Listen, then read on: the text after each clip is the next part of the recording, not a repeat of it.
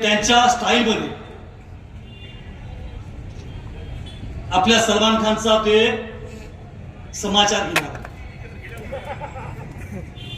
म्हणून मी त्या विषयाकडे जास्त जाणार नाही, कारण आज ताई यांची दुराचारी करणार आहे. तरी पण आपण जे निवडून दिले आणि हे बैमान होऊन उद्धव साहेबांच्या पाठीची कमर खंजर खुपसून शिंदे गटासोबत जाऊन भाजप सोबत मिळाले आणि या भारतीय जनता पार्टीने शिवसेना विरुद्ध शिवसेना अशी लढाई उभी केली आणि हे गद्दार त्याच आपल्या शिवसेनेवर, मूळ शिवसेनेवर घाला घालायला निघले. ही गोष्ट पटती का तुम्हा आम्हाला? शिवसेना कुणाची? शिवसेना कुणाची? शिवसैनिकांचा शिवसेना प्रमुख तो गद्दार एकनाथ शिंदे होऊ शकते का? आणि त्याचा पाईक ते संतोष बांगर गद्दार आमदार ते होऊ शकते का?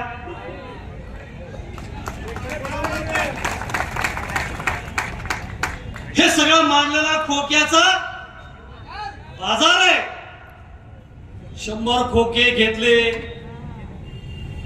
40 खोके वाशिम आणि अकोल्याच्या सरपा बाजारमध्ये गेले.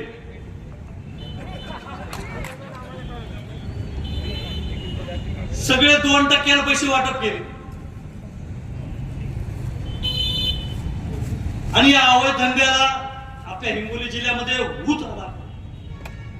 या पुढचा संघर्ष भारतीय जनता पार्टी आणि शिंदे गटाचा होणार आणि त्याला सुरुवात झाली ती म्हणजे आपल्या हिंगोलीमध्ये मागच्या 2 महिन्यामध्ये जो गोळीबार झाला,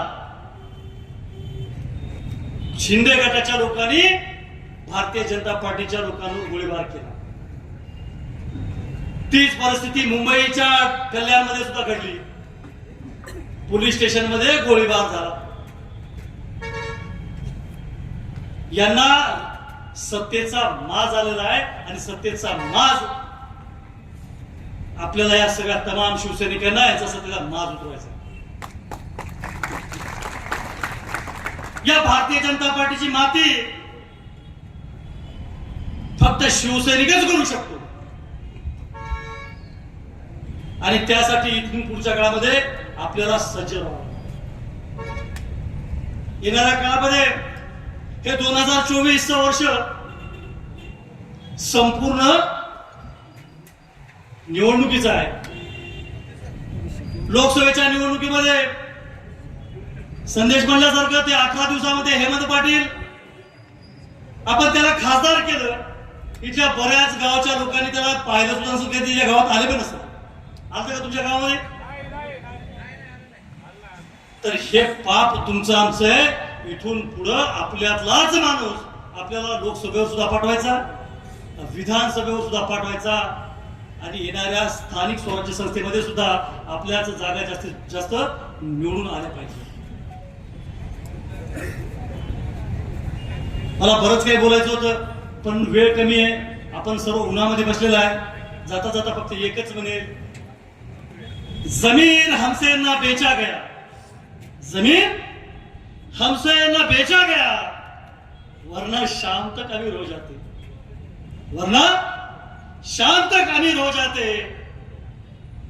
वाकिफ तो हम भी है, वाकिफ तो हम भी है, मशहूर होने के तौर तरीकों से. मशहूर तो हम भी है, मशहूर होने के तौर तरीकों से, पर जिद है, पर जिद है जीने के अपने अंदाज से. एवढं बोलतो आणि थांबतो. जय हिंद, जय महाराष्ट्र.